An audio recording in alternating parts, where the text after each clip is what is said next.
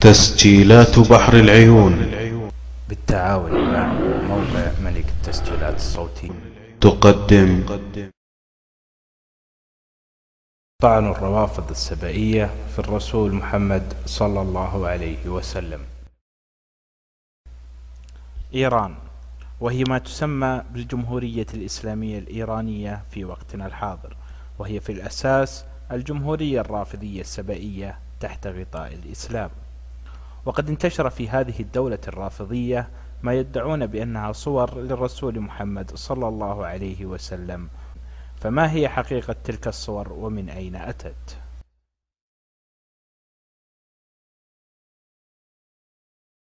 Van religieuze figuren. Who is he? This is the Prophet Muhammad.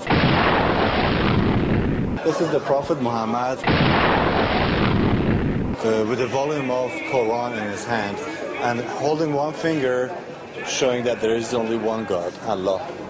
So whenever you see a figure like that with a book, that's Muhammad. She says there's a Quran in his hand, so that's the Prophet. Yeah. And this? This is Imam Ali, the first Imam of the Shiites. Imam Ali, the first Imam of the Shiites. So he was Muhammad's son-in-law. Son-in-law as well as cousin. What we got here, who would he be? Or she? What we got here, who would he be? Or she? It's almost like a woman. This is a he. Actually, recently I've seen this during the last 3-4 years. They said this is the Prophet Muhammad when he was a young person at the age of 17, 18.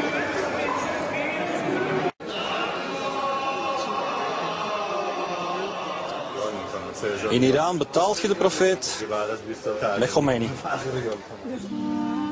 دعونا نذهب لنرى ما هي تلك الصور التي يدعون أنها للنبي محمد صلى الله عليه وسلم عندما كان بالصغر، وما هي حقيقة تلك الصور.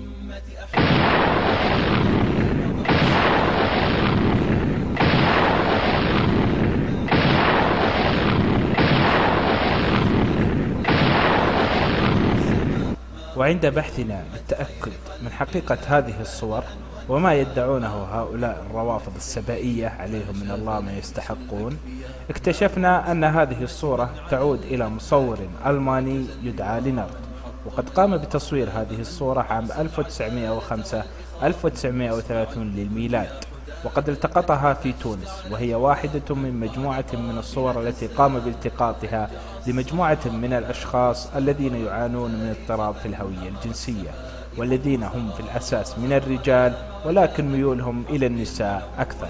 فنحن لا نستغرب مثل هذه الأفعال ممن أباحوا واستباحوا تغيير الجنس. ولمن أراد التأكد من حقيقة ما نقول عليه التوجه إلى محرك البحث جوجل وكتابة لينارد أند لاندروك، وسوف يظهر في البحث ما قد أوضحناه لكم في السابق.